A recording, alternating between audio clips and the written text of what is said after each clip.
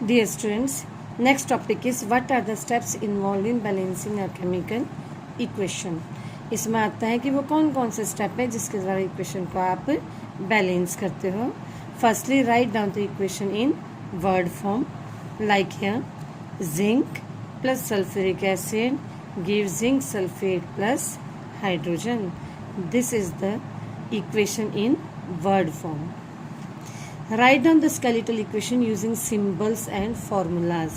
अब इन्हीं के सिंबल और फार्मूला का यूज़ करके हमने इसको स्केलेटल लिखी है या इसको हम अनबैलेंस्ड केमिकल इक्वेशन कहेंगे. Enclose symbols and formulas in boxes. अब इनको बॉक्सेस में डाला है. Why we are using here boxes? So that we can not write anything inside the box. क्योंकि हमें इस बॉक्स के अंदर कुछ नहीं लिखना है, इसके बाहर लिखना है. आप इसके अंदर अगर लिखोगे तो वो सिस्टम रॉन्ग है. हम इन बॉक्स के अंदर नहीं लिख सकते. Check the correctness of no start balancing with compound containing maximum atoms. जिसके पास मैक्सिमम एटम्स है उसको बैलेंस करो. पहले मैं आपको एटम गिनना सिखाती हूँ बेटा. जैसे जिंक है, इधर जिंक लिखा पहले, दूसरा hydrogen and third one, second one sulfur, then hydrogen, then oxygen. Here zinc is 1, here also 1, means reactant में zinc 1 है, product में भी zinc 1 है. sulfur इधर 1 है, reactant में 1 है, product में भी 1 है. hydrogen H2 means 2 है reactant में, product में भी hydrogen 2 है.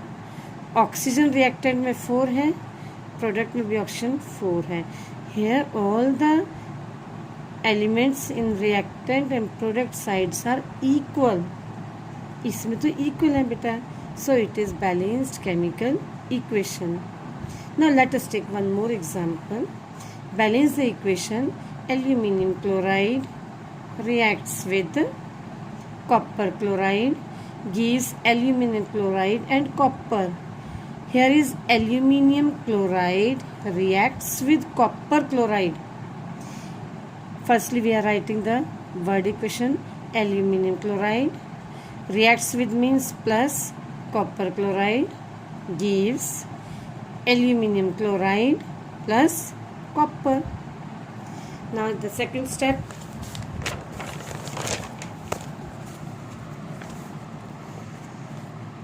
Write the equation in symbolic form. Aluminium plus copper chloride gives aluminium chloride plus copper. बेटा फॉर्मूले बनाने आपने 9th स्टैंडर्ड में सीखे थे. वैलेंसी को यूज़ करके कैसे फॉर्मूलाज यूज़ होते हैं. नाउ एल्यूमिनियम, इसको हमने क्या किया, सभी के आसपास बॉक्सेस लगा दिए क्योंकि हम बॉक्सेस के अंदर कुछ चेंज नहीं करेंगे. कुछ स्टूडेंट्स क्या करते हैं, इधर 2 लिख देते हैं, इधर 3 लिख देते हैं, जो अलाउड नहीं है. सिर्फ आपको जो भी कुछ लिखना है इस बॉक्सेस के इस साइड में लिखना है. इधर यहाँ से लिख के आप इक्वेशन को बैलेंस करोगे. अब इसमें कौन कौन से सिंबल्स हैं. एल्यूमिनियम है, कॉपर है, क्लोरीन है. Now let us check the number of atoms present on both the sides of each. Aluminium इधर 1 है, इधर भी 1. कॉपर 1 है, इस साइड में आप देख सकते हो, इधर भी कॉपर 1 है. क्लोरीन इधर 2 है, लेकिन इधर 3 है. अब तो हम सबसे पहले क्लोरीन को लेंगे, इसमें मैक्सिमम नंबर ऑफ एटम्स हैं. इसको बैलेंस करने के लिए हम क्या करेंगे,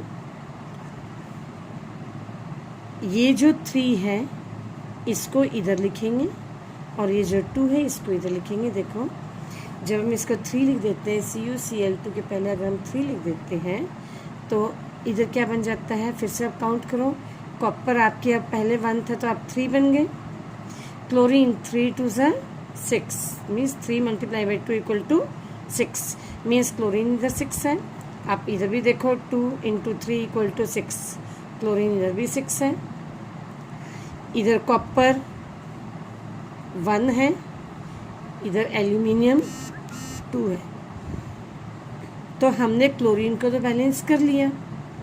अब नेक्स्ट किसको बैलेंस करेंगे, कॉपर को। बेटा कॉपर को बैलेंस करने के लिए क्या किया इन्होंने, एल्यूमिनियम के पहले 2 लिखा और कॉपर के पहले 3 लिखा। ठीक है, now again count, if we count again the elements on both the sides, we see here the all the atoms of each elements are equal on both the sides, so this equation become balanced. अब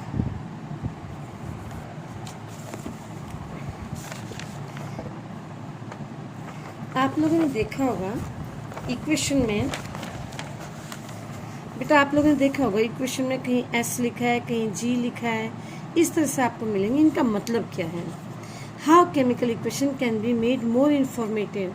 आप किसी भी equation को more informative कैसे बनाओगे, means आपने equation तो लिख ली, लेकिन उससे आपको ये कैसे पता चलेगा कि कौन सी गैसियस फॉर्म में है, कौन लिक्विड फॉर्म में है, मीन्स और इन्फॉर्मेटिव बनाना है।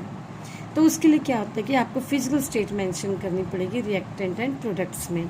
जैसे S फॉर सॉलिड, देखो इधर आयरन सॉलिड स्टेट में एग्जिस्ट होता है इसलिए S लिखा है।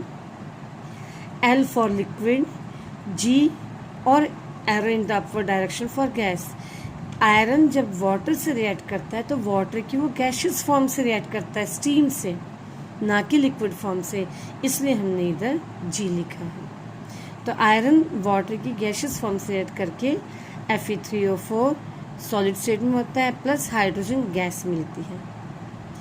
AQ हम लिखते हैं फॉर एक्वस सॉल्यूशन, अगर कोई साल्ट है उसका हमने पानी के अंदर सॉल्यूशन बनाया है तो उसके ब्रैकेट में हम क्या लिखते हैं, AQ। ऐसी डाउनवर्ड डायरेक्शन प्रेसिपिटेट के लिए होता है। आमतौर पर आपकी चैप्टर में प्रेसिपिटेशन वाले रिएक्शन जो आएंगे उसमें प्रेसिपिटेट जो भी फॉर्म होगा उसके साइड में हम एरो लिखते हैं, downward direction. Concentration of the acid, अब एसिड कंसंट्रेटेड भी होता है, डाइल्यूट भी होता है। अगर आप कंसंट्रेटेड एसिड लिखते हो तो उसके लिए CONC डॉट, डाइल्यूट के लिए DIL लिखोगे। इधर HCl डाइल्यूट फॉर्म में लिया गया इसलिए डाइल्यूट है, और HCl जो है एक्वस इसलिए लिखा है क्योंकि वो वाटर के अंदर डिज़ोल्व करके तब एसिड बनता है। HCl जब वाटर में डिज़ोल्व हो जाती है, HCl वैसे गैसियस फॉर्म में मिलती है, जब वाटर में डिज़ोल्व हो जाती है तो एसिड बन जाती है। एक्सोथर्मिक, अब कभी कभी, और एंडोथर्मिक, कभी कभी हीट चेंज होती है रिएक्शन में। अगर आपके रिएक्शन के अंदर हीट प्रोड्यूस हो रही है तो आप इधर प्लस हीट लिखोगे, और अगर आपकी हीट ऐड हो रही है तो या तो इधर प्लस हीट लिखो, या फिर अगर इधर प्लस हीट नहीं लिखते तो आप इधर माइनस हीट लिखोगे। तो इसमें ये एक्सोथर्मिक रिएक्शन है जिसमें हीट प्रोड्यूस हो रही है, और ये दूसरा वाला एंडोथर्मिक रिएक्शन है जिसमें हीट एब्जॉर्ब हो रही है। अब कुछ रिएक्शन कुछ स्पेसिफिक टेम्परेचर, प्रेशर या कैटलिस्ट की प्रेजेंस में होते हैं। तो टेम्परेचर, प्रेशर, कैटलिस्ट ये सभी आपके एरो के ऊपर नीचे मेंशन किए जाते हैं। जैसे अगर आपका एक्सपेरिमेंट कोई भी रिएक्शन है या एक्सपेरिमेंट 500 डिग्री सेल्सियस पर है तो ऐसे मेंशन करोगे। एटमॉस्फेरिक प्रेशर अगर 200 एटमॉस्फेयर तो ऐसे, और कैटलिस्ट की प्रेजेंस होता है आप ऐसे Fe को इधर मेंशन करोगे। This is all about chemical equation beta and reactions. Now try to solve in text questions, go through them